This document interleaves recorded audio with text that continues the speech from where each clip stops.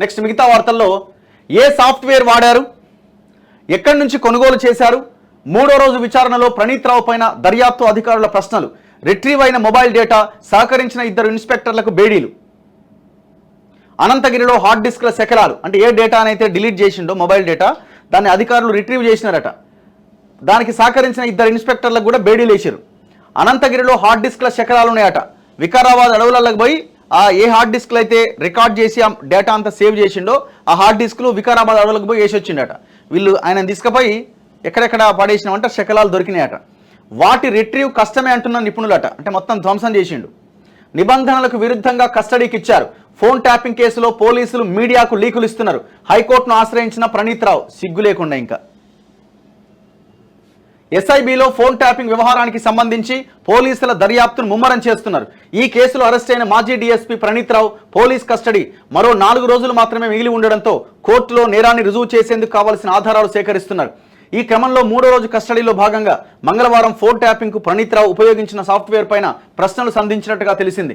Target గా చేసుకున్న వ్యక్తుల ఫోన్లలోకి రిమోట్ యాక్సెస్ టూల్ ట్రోజన్ ర్యాట్ను ఎలా చొప్పించారు.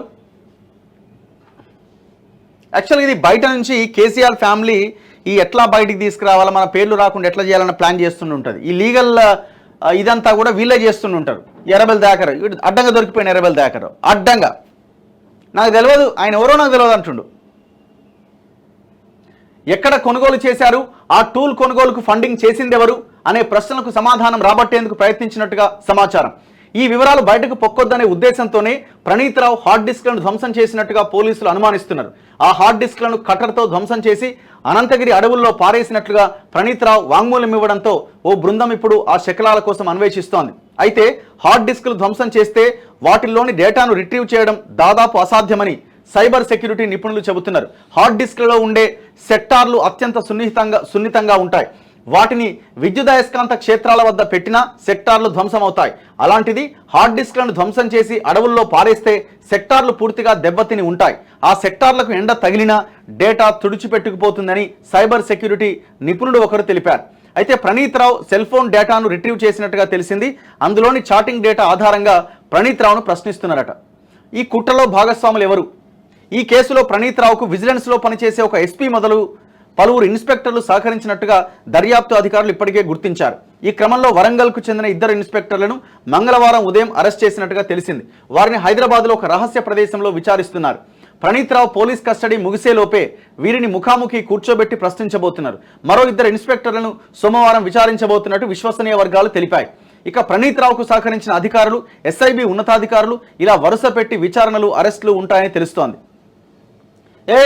నా సమాచారం అంతా లీక్ అవుతుందని హైకోర్టులో పిటిషన్ వేసినట్టు ఇంకా సాలదన్నట్టు. పోలీస్ స్టేషన్లో నిర్బంధిస్తున్నారు, నిద్రపోవడానికి కూడా అక్కడ సదుపాయాలు లేవని ఆయన కోర్టుకు అందజేసిన పిటిషన్లో పేర్కొన్నారట. ఇప్పుడు ఆయనకి అడిగే హక్కు ఉంది, రైట్ ఉంది, అది రాజ్యాంగం కల్పించింది, ఓకే బాగానే ఉంది. కోర్టు శిక్ష వేయలేదు కాబట్టి ఇంకా ఆయన తప్పు చేయలేదని అనుకుందాం. పోలీసులు మాత్రం ఆరోపిస్తున్నారు. మరి ఇప్పుడు నీ వల్ల ఎంతమంది నిద్రలేని రాత్రులు గడిపినారా? మరి ఎంతమంది నీ ఫోన్ ట్యాపింగ్ల వల్ల నిద్రలేని రాత్రులు గడిపుంటారు? ఈయనకు ఒక్కరోజుకే ఇబ్బంది అవుతుంది, 2 రోజులకే. ఫోన్ ట్యాపింగ్లో నన్ను ఇరికించే కుట్రాట. నిన్నెందుకు ఇరికిస్తారు? ఏం లేకపోతే నిన్నెందుకు ఇరికిస్తారు? వేరే ఎమ్మెల్యేని ఎందుకు ఇరికియారు? నిన్నే ఎందుకు ఇరికిచ్చినారు? ఎర్రబెల్లి దయాకర్ రావుని ఎందుకు ఇరికిచ్చినారు?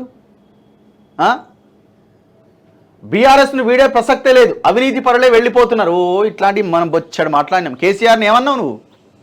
దమ్ముంటే డాష్ దమ్ముంటే నువ్వు ఎందుకు పోటీ చేస్తారని గతంలో మాట్లాడినావు. ఏడిపోయినావు తర్వాత